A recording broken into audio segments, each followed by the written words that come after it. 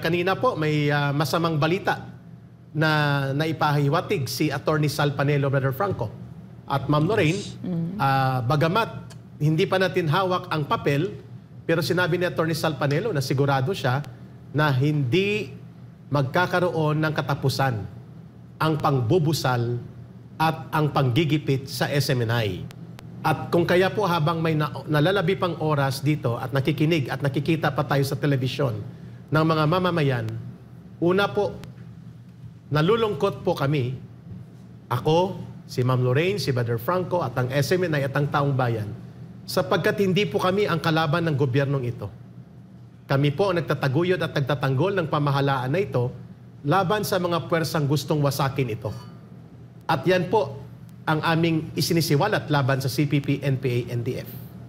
Hindi po kami naglalayon na pabagsakin ang gobyernong ito or pahinain ang gobyernong ito.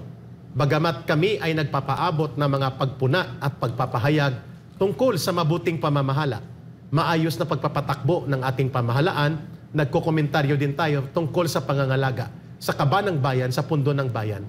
Yan po ay mga bahagi ng tinatawag na malayang pamamahayag, malayang pagpapananalita at malayang magkaroon ng kuro-kuro at opinyon ang mamamayan patungkol sa mabuting pamamahala at pagbubuo ng ating bansa.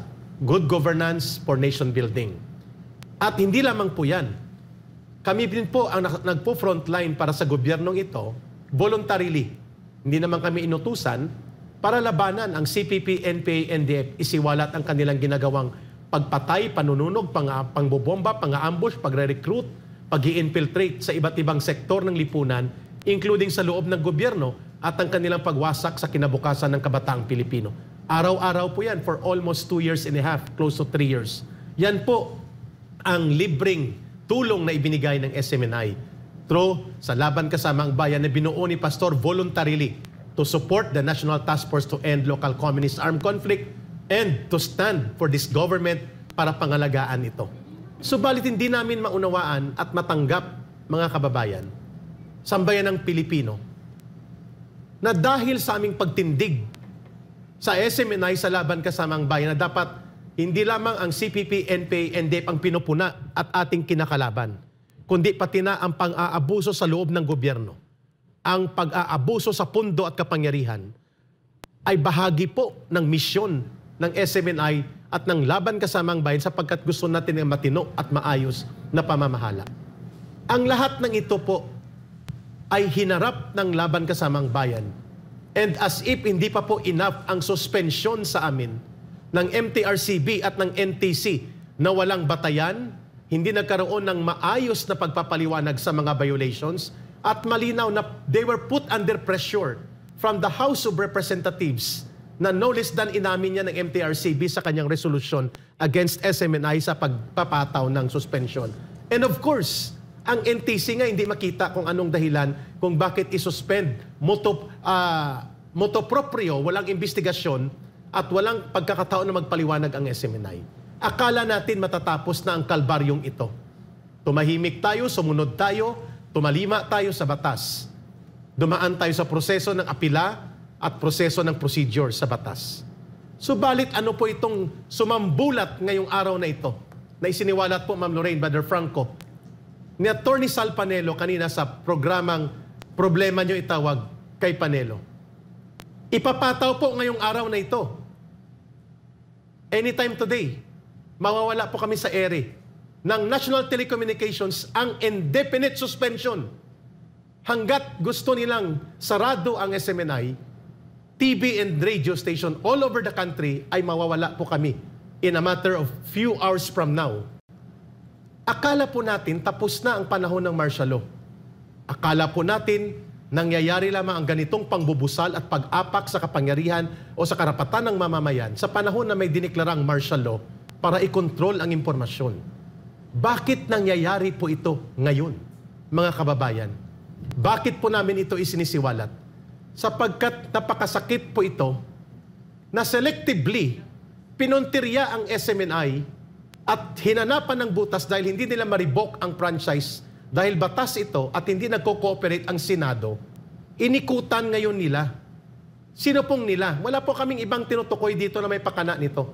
ang House of Representatives at pati si Speaker Martin Romualdez, lalo na, at hinanapan ng butas by making NTC become an instrument of suppression and instrument of tyranny.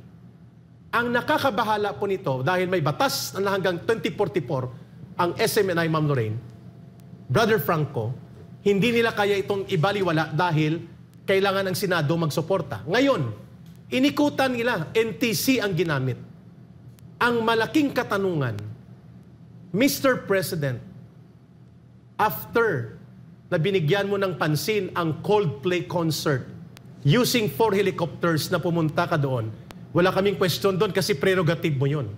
Yeah, pero, bawal yun. Kaya nga ma'am. Pero yun. bilang presidente, hindi ba mahalaga sa'yo na ang isang legitimate media at ang isang lehitimong nagpapahayag at bahagi po ng demokrasya ay binubusalan ng opisina na under sa opisina mo. Pero ang pressure nanggagaling sa pinsan mo. Hanggang kailan po magtitiis ang taong bayan? Just because ito lang ang istasyon na naninindigan na magtanong ng katotohanan, idepensa ang mamamayan laban sa terorismo ng CPP, NPA, NDF, at dahil nagagamit ang alliance na ito ngayon ng isang paksyon sa politiko, ng mga politiko sa Kongreso, pababayaan po ba ninyo ito, Mr. President? Are you not going to summon the highly irregular, scandalous, and anomalous exercise of very blatant and brazen abuse of power of NTC, which is under your office, under ito sa Office of the President, itong opisina na ito? Bakit ganito ang inaharap ng taong bayan? May selected or selective martial law ba, Mr. President? Do you still value press freedom? And do you still respect the right of the people to speak out in a free democracy? Kung ganun, bakit po nangyayari ito sa SMNI? Itong walang saysay, walang kabuluhan at lapastangan na order ng indefinite suspension ng abusadong opisina under you na National Telecommunications Commission. Ma'am Lorraine, Brother Franco. I'll need to correct you a little bit, Erica. Yeah. I'm not that sad. I'm not that sad. Parang I expected this kasi honestly, I think it's interesting. I think it's interesting kasi more than anything, ang nasasakdal dito ay ang Marcos administration. It's really not SMNI that's on trial right now. It's NTC, it's MTRCB, it's basically the Marcos administration that all of this, yung pagtatanggal ng napakahalaga na freedom of the press, no, ay nangyayari. It's never happened before except during the time of his father, no, of his father. So, yeah, we can blame Congress, we can blame Speaker Martin Romualdez, but the buck stops with the President. This is your administration where all of this very blatant abuse of power is happening. And it's quite shameless, no? I mean, it's very arbitrary. Wala nga wala nga mabigay na maayos na rason, no? Kung bakit sinususpend, not just suspend, but indefinitely, no? Ang franchise ng hindi mata-franchise, no? Basta ang operations ng SMNI. So parang for me, actually I'm very positive about it. I don't know why. Kasi I think during the arbitrary and illegal detention nung namin ni Eric noon sa Kongreso, ang nanalo doon ang taong bayan, no? Nakita ko yung